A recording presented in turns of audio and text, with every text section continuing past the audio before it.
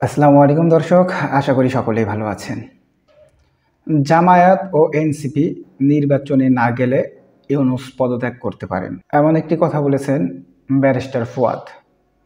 Barrister Asaduzzaman Fuad AB পার্টির সাধারণ সম্পাদক একটি বেসরকারি টক শোতে বলেন যে যদি বাংলাদেশি জামায়াতে ইসলাম ও জাতীয় নাগরিক পার্টি এনসিপি নির্বাচনে অংশ না নেয় তাহলে অবস্থা একতরফা নির্বাচনের দিকে যেতে পারে। ফুয়াদ প্রস্তাব করেন যে নির্বাচনকালীন সরকারের প্রধান উপদেষ্টা ডক্টর মোহাম্মদ ইউনূস পদত্যাগ করতে পারেন।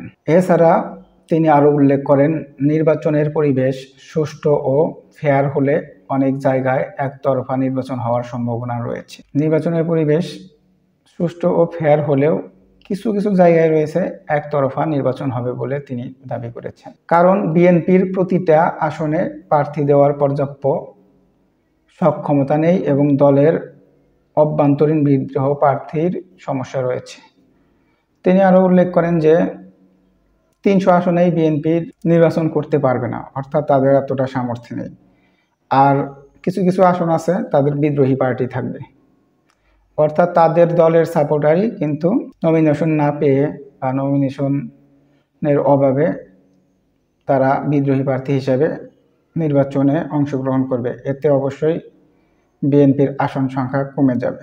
জুলাই সনদ ও অন্যান্য রাজনৈতিক সংস্কার যেমন নারীদের আসন বৃদ্ধি ও প্রধানমন্ত্রীর মেয়াদ সীমিত করার মতো বিষয়গুলো তাৎক্ষণিকভাবে বাস্তবায়ন হওয়া উচিত। অর্থাৎ উনি বোঝাতে চেয়েছেন যে নারী আসন বৃদ্ধি করা এবং সরকারের মেয়াদ, যেটা প্রধানমন্ত্রীর মেয়াদ 2 টার্ম অর্থাৎ 10 বছরের বেশি নির্বাচন করতে পারবে না, সেটা তাৎক্ষণিকভাবে বাস্তবায়ন হওয়া উচিত। জামায়াত, চরমোনাই ও এনসিপি নির্বাচনে অংশ না নিলে নির্বাচন একতরফা হয়ে যাওয়ার ঝুঁকি বাড়ে।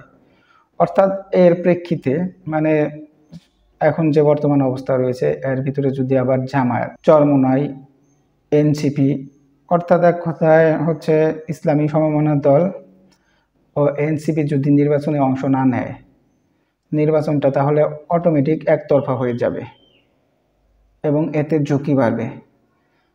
এরকম যদি কোনো পরিস্থিতি তৈরি হয় তাহলে ডক্টর ইউনূস ক্ষমতা ছেড়ে চলে যেতে পারেন। দর্শক, আপনারা বিষয়টিকে কিভাবে দেখছেন? যদি জামায়াত এবং এনসিপি নির্বাচনে অংশগ্রহণ না করে তাহলে কি ডক্টর ইউনূস সাহেব নির্বাচন থেকে চলে যাবেন, অর্থাৎ নির্বাচন ছেড়ে পদত্যাগ করবেন বলে আপনারা কি মনে করেন? অবশ্যই কমেন্টসে জানাবেন। আসলে আমরা চাই যে সব দলের ঐক্যমতে সব দলের অংশগ্রহণের মাধ্যমে নির্বাচন হোক।